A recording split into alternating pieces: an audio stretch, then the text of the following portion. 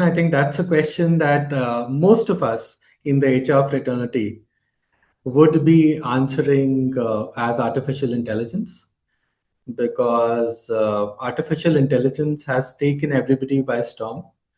And this is going to be the way forward for a lot of industries, a lot of fields, a lot of functions, not just human resources. And I think it will drive people intelligence. It will, as from an HRBP perspective, it will help us move from transactional HR to predictive analysis, decision-based HR, and it will help HR leaders like us to make better calls on hiring, performance, skill gaps, analyzing them, succession planning, retention of employees.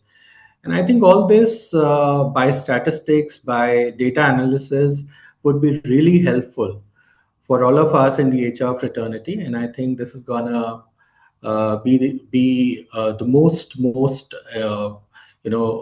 emerging trend in the time to come, which will change the face of HR completely. But as they say, the human element is will still remain indispensable. And I think you can't move a person from HR, because HR is the ultimate face between an employee and the organization. And I suppose a human relevancy will stay relevant.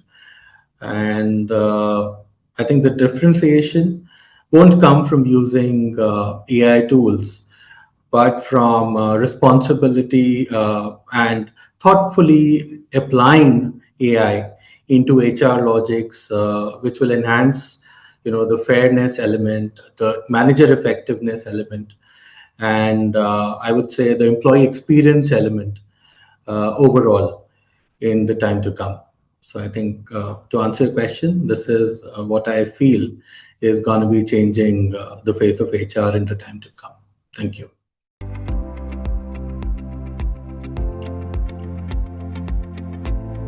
I think when it comes to leaders, the first and foremost thing that is going to be very, very relevant for all leaders, irrespective of what level they are at, whether at middle management or at a senior management level, is they should not drive leadership by authority.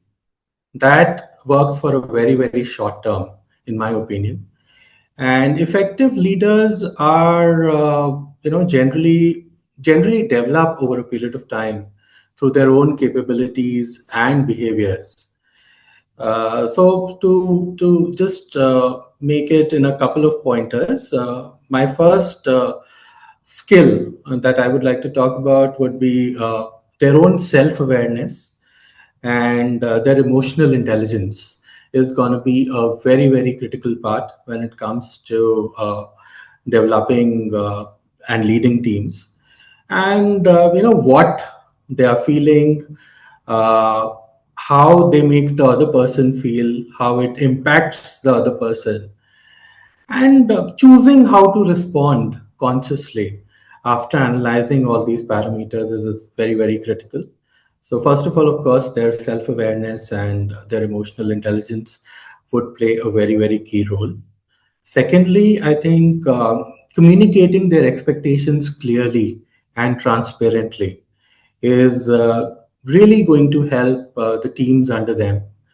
Sometimes the clarity from top leadership is missing, and it starts impacting employee motivation, employee engagement to the organization, not just with the leader. So I think my second point would be clarity of communication and expectations. Third would be a coaching and feedback oriented mindset. I think coaching really helps on an ongoing basis. Sometimes, the leader conveys directly that this is to be done. He or she leaves it to the team member on how it is to be done. But a constant phase of coaching really helps develop an emotional bond between the team and the leader. So I think sometimes the team really looks up to the leader to understand how a certain thing is going to get executed, because that's what experience tells you, that's what experience makes you convey to your juniors, and this really helps. Next point, I would say they should not hesitate to make decisions. They should make decisions with utmost clarity and speed, because speed of execution is very, very critical these days, considering the competent environment and the business scenario. So, making quick decisions, briefing the team on why a certain decision is made is very, very critical. And they should take their own accountability for the decisions that they make. Next, I would say, managing difficult conversations, which especially us Indians hesitate, having in people in Europe, UK, when I've dealt with global teams, are very, very comfortable having difficult conversations. But most of us in India, when it comes to appreciating somebody for good work done, that's very easy for us leaders. But when it comes to talking about and giving constructive feedback, that is something that we still need to develop and improve over a period of time. So I think managing those difficult conversations, conveying what is to be done, what is lacking in day-to-day workload, and how a particular set of things can be improved over a period of time by making sure it is not destructive but constructive feedback. And I think the last but not least would be building resilience is going to be very, very critical for a leader, because the team is always looking up to the leader.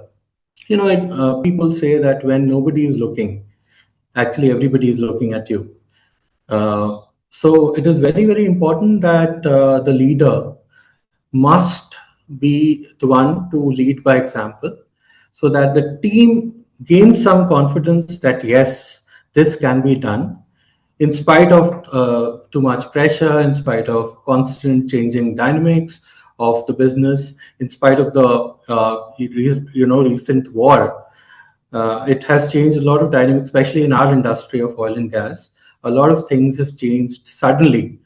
So, building resilience, making sure that the team is aligned irrespective of so many changes, I think will really help not just the leader, but the whole team and the larger organization to work together in such times of distress. And that's about it.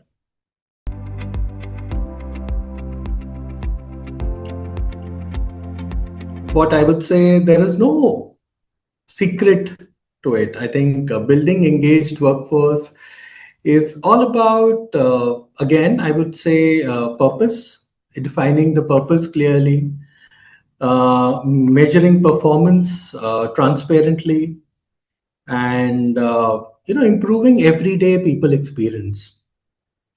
The last man, making sure that the last man knows what is happening in the organization.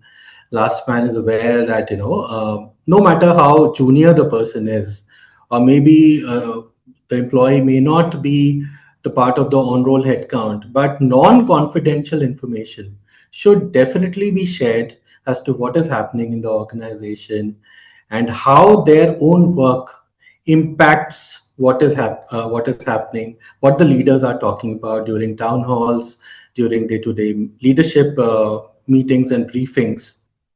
So I think clarity of purpose, expectations, managers who speak to their teams consistently and debrief their team members on what is happening within the organization.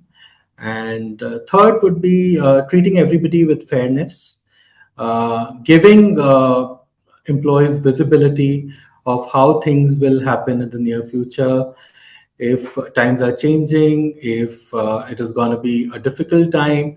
This needs to be transparently communicated to the people down under, so that they feel that they are included, including everyone in things which are not so important, things which are important but non-confidential can definitely be spoken about. Debriefings can be done. And I think this will really help the person feel that, yes, I am aware of what is happening in the organization. My leader thinks that, I am an important part. That is why he or she makes sure that I'm aware of what is happening inside the organization. And engagement, really isn't created by policies, by programs. I think it's earned by constant leadership and fairness in systems, transparency, and frequent debriefings. We as leaders debriefing our team about what is happening, what is not happening, what is possible, what is not possible, giving people visibility at all times will really help. I think that's no secret. Everybody knows it, but as it said, it's easier said than done. So executing it is the main task.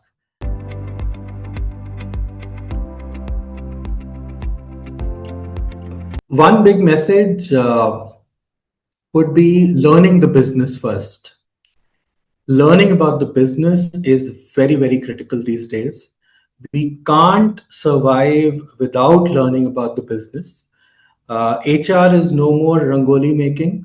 HR is no more birthday events, organizing birthday events or organizing games on a monthly basis. It is about how you can meet the business hand in hand, give them suggestions on how people can contribute, how employee motivation, employee engagement relates to business outputs.